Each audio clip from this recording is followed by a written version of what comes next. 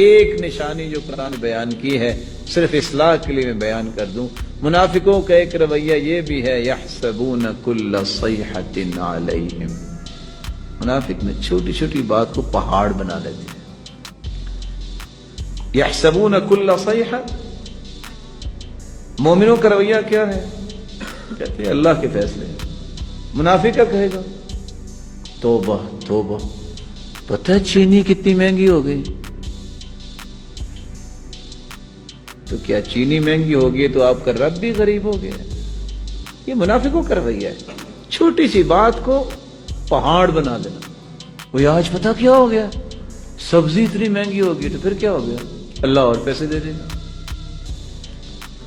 توبہ، گوشت کو تو ہاتھ نہیں لگایا جاتا، تو کوئی ضروری ہے گوشت کھانا؟ عمر رضی اللہ تعالیٰ عنہ کے زمانے میں لوگ اکٹھے ہو کے آ گئے، جی گوشت بڑا مہنگا ہے. فرماتے ہیں ارخصوا، تم سستا کرو.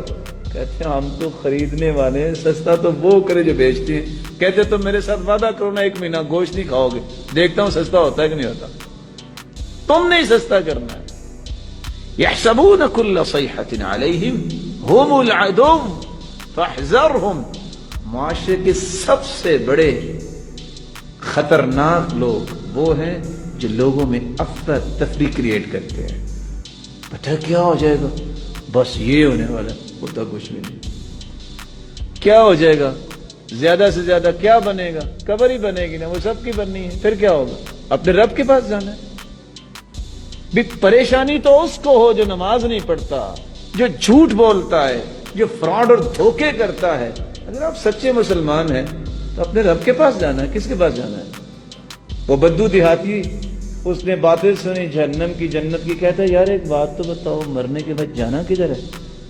کہتے اللہ کے پاس. کہتے وہ جو رحمان رحیم ہے؟ کہتے ہیں. کہتے پھر خیر ہے. دیہاتی کتنی سادگی سے کتنا پیارا جواب دے گیا. میرے اور آپ کے ذہن میں یہ بات رہنی چاہیے. من احب